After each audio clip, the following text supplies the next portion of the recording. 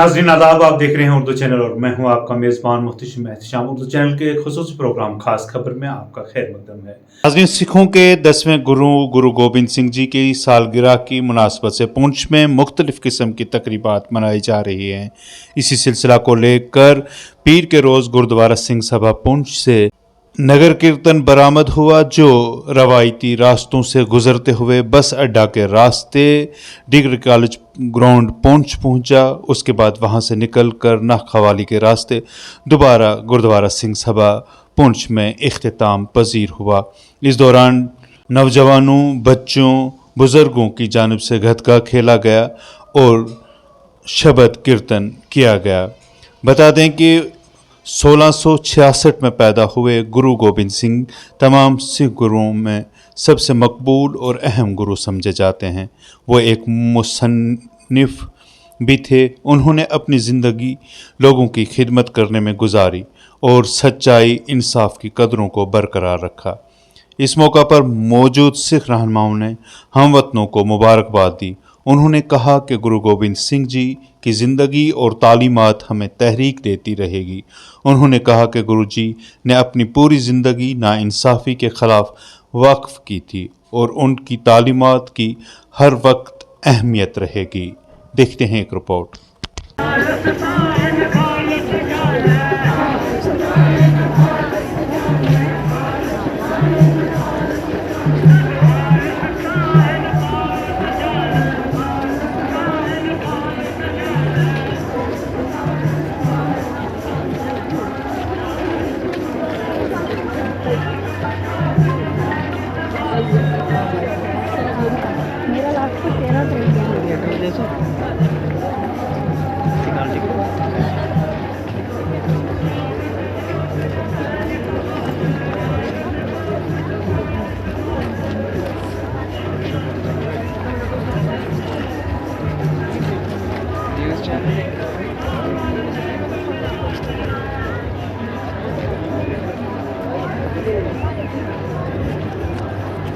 मेरी जान, क्या हाल है? ठीक हो?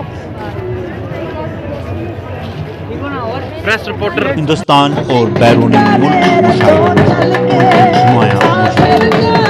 शायद उत्तर प्रदेश के सियासी पेशरफ में उनकी बेटी समाया अखिलेश यादव की क़यादत वाली समाजवादी पार्टी SP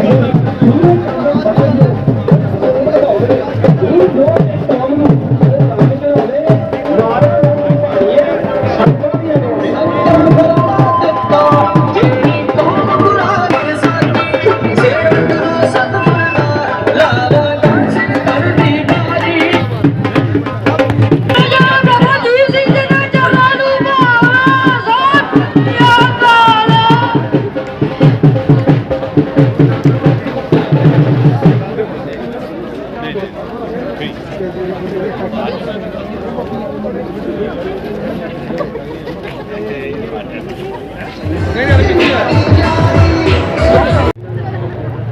जी मेल होना पाई कि this is to inform you that your application has been rejected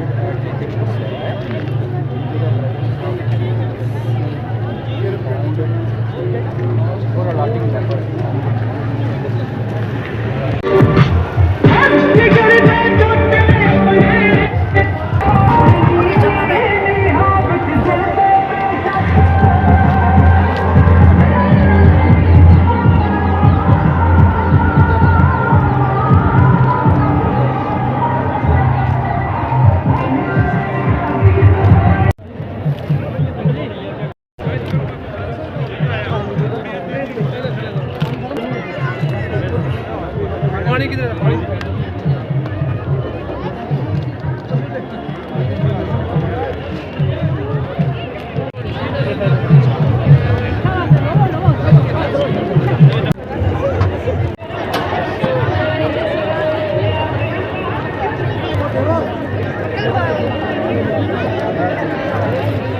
बस थोड़ी और बस ये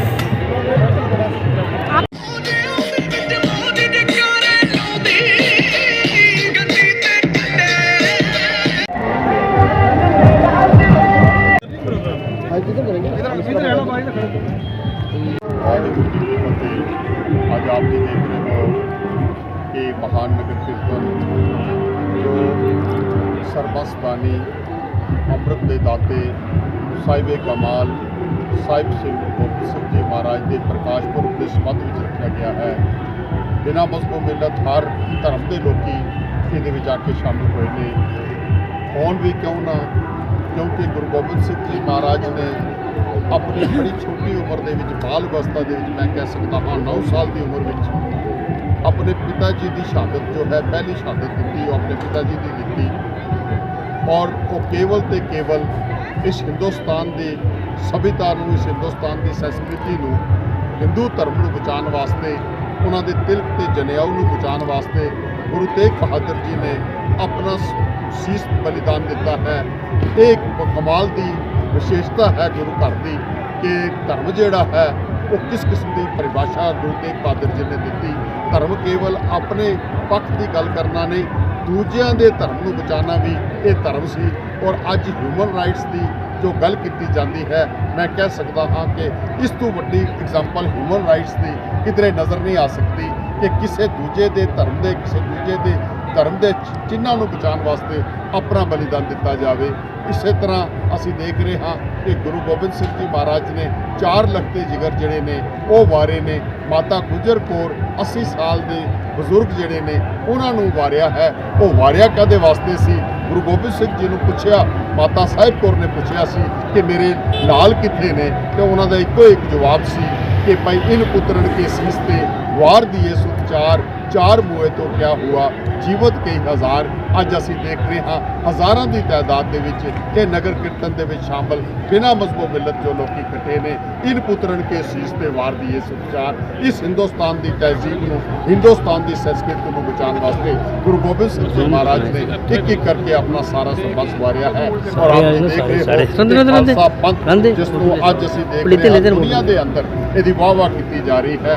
ये केवल तो केवल बख्शिश 1699 की विसाखी वाले दिन खंडे बाटे की पोल दे के गुरु नानक पातशाह का जो संकल्प से, गुरु नानक पातशाह का जो सुपना से, नीचे अंदर नीच जात नीची हूँ अत नीच नानक तिनकै संग साथ वड्या सू क्या रीस, जिथे नीच संभालियन तिथे नदर तेरी बख्शीस। ते उन्हां सारियां जातां नूं प्रैक्टिकली एक खंडे बाटे की पोल दे के उन्होंने सिख सजाया है। तो आओ असी कोशिश करिए कि अपने विरसे के नाल जुड़ सकीए, बानी अते बाने के नाल जुड़ के अपने लोग सुखीए पर लोग सुहेले कर सकीए। मैं समुची संगत का बहुत बहुत धन्यवाद करता हाँ। मैं इत्थे दे मीडिया का बहुत बहुत धन्यवाद करता हाँ। बिना मजहब मिलत जो संगत इतने शामिल हुई है उन्होंने बहुत बहुत धन्यवाद करता हाँ। इत्थे दी एडमिनिस्ट्रेशन का बहुत बहुत धन्यवाद है जो कि समय सिर सानू हर तरह की कोऑपरेट किया है। सारे डिपार्टमेंट जोड़े ने उन्होंने धन्यवाद बोलदे वध कर लफ्ज़ निकले होने जिमा करना। वाहिगुरू जी का खालसा वाहिगुरू जी की सत्कारयोग नगर निवासियों सात समुद्र के बीच ਆਪ ਜੀ ਸਮੂਹ ਨੂੰ ਗੁਰੂ ਗੋਬਿੰਦ ਸਿੰਘ ਪਾਤਸ਼ਾਹ ਜੀ ਦੇ ਪ੍ਰਕਾਸ਼ ਪੁਰਬ ਦੀ ਲੱਖ ਲੱਖ ਵਧਾਈ ਹੋਵੇ। ਜੋ ਨਾਨਕ ਸ਼ਾਹੀ ਕੈਲੰਡਰ ਦੇ ਮੁਤਾਬਕ 17 ਜਨਵਰੀ ਨੂੰ ਆ ਰਿਹਾ ਹੈ ਅਤੇ ਉਸੇ ਸੰਬੰਧ ਦੇ ਵਿੱਚ ਉਸੇ ਉਪਲਬਧ ਦੇ ਵਿੱਚ ਪੁੰਛ ਦੀਆਂ ਸੰਗਤਾਂ ਨੇ ਨਗਰ ਕੀਰਤਨ ਦਾ ਆਯੋਜਨ ਕੀਤਾ ਹੈ, ਜਿਹਦਾ ਮਕਸਦ ਹੈ ਹਰ ਘਰ ਦੇ ਵਿੱਚ ਗੁਰੂ ਗੋਬਿੰਦ ਸਿੰਘ ਪਾਤਸ਼ਾਹ ਜੀ ਦਾ ਮੈਸੇਜ ਜੋ ਹੈ ਉਹ ਪਹੁੰਚਾਉਣਾ ਹੈ, ਜਿਸ ਮੈਸੇਜ ਨੇ ਇਸ ਭਾਰਤ ਵਰਸ਼ ਦੀਆਂ ਗੁਲਾਮੀ ਦੀਆਂ ਜ਼ੰਜੀਰਾਂ ਕੱਟੀਆਂ, ਖੱਤਰੀ ਬ੍ਰਾਹਮਣ ਛੂਤ ਵੈਸ਼ ਉਪਦੇਸ਼ 4 ਵਰਨਾਂ ਕੋਲ ਸਾਂਝਾ, ਅਤੇ ਫਿਰ ਕੇਵਲ ਕਿਹਾ ਨਹੀਂ ਕਰਕੇ ਦੱਸਿਆ।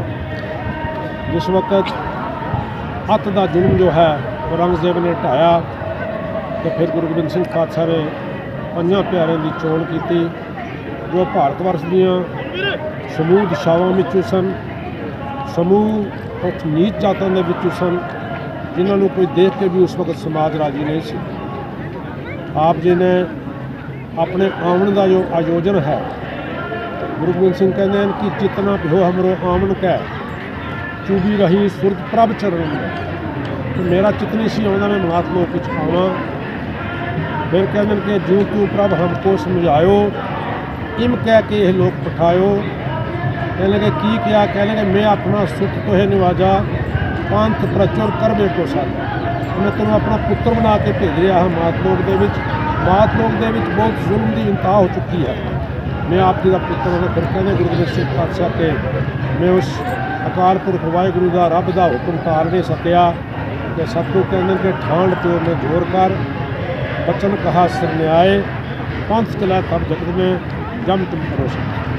फिर अपने आमन का आयोजन दसने कहते मेरे आमन का आयोजन है धर्म चलावन संत उबारन दुष्ट समन को मूल उपारन, या ही काज राहम जन्मं समझ लियो साधु सब मन। आप जी ने बड़ी जोशीली बाणी जो है उच्चारण की, भारत वर्षियों का मनोबल बढ़ाया। जो भारत वर्षी उस वक्त जी रहे सन, जो जीवन बता रहे सन, वो अत घनोना अत नीचा सी, उन्होंने सुप्रीम लाइन में लिया वास्ते आप जी को मौजूदा सरकार के नाल बहुत बड़ा संघर्ष करना पिया। अपने चारे लखते जिगर, अपने पिता जी की कुर्बानी, अपनी माता जी की कुर्बानी, समूह सरबंस नूं वार के सरबंसदानी का खिताब जो है प्राप्त किया। अज उसे उपलब्ध असी इस धरती पर इकट्ठे हुए हाँ, खास करके इस रियासत का बहुत बड़ा पातशाह के नाम, जिन्हों की कुर्बानी सदका, जिन्हों के पिता की कुर्बानी का सदका इस जम्मू कश्मीर के विच तिलक चन्नू का जो अज बोलबाला है, आओ अस याद रखिए। साथ समूह को बहुत बहुत बधाई होवे। वाहिगुरू जी का वाहिगुरू जी की फतेह। 10वें पातशाह स्थान बनाया गया है, उसी की कड़ी अज जो डिस्ट्रिक्ट पुंछ ने भी एक नगर कीर्तन 10वें पातशाह साहिब श्री गुरु गोबिंद जी प्रकाश पुरब लैके निकला गया है। साहिब श्री 10वें पातशाह साहिब श्री गुरु गोबिंद सिंह फरमान है, 10वां पातशाह की आत्मक जोत धन धन साहिब श्री गुरु ग्रंथ साहब को ही गुरु मनना है। गुरु ग्रंथ साहब ने नक्शे कदम पर अपना जीवन जो है वो बतीत करना है। साहिब श्री गुरु गोबिंद सिंह ने जो जन्मदिन का मकसद गर्ज साहिब श्री गुरु गोबिंद सिंह जो उपदेश हैं, जो साहिब श्री गुरु गोबिंद सिंह कहा जाए सर्वस दानी साहिब श्री गुरु गोबिंद सिंह जी, सर्वस सारा परिवार इस देश इस मुल्क लिए कुर्बान करेंगे, इस मुल्क की आन इस मुल्क की शान ही गुरु गोबिंद सिंह सारा सर्वस जो है वार दिता। साहिब श्री गुरु गोबिंद सिंह जी के नक्शे कदम में चलना, साहिब श्री गुरु गोबिंद सिंह जी आदेश में हर सिख का जो है फर्ज है। अज जो पुंछ के नगर कीर्तन निकले गए, सारे बगैर मजहब मिलत सारे नगर कीर्तन में शामिल हैं और सब सिखन को हुक्म है गुरु मान्यो ग्रंथ। वाहिगुरू जी का खालसा वाहिगुरू जी की।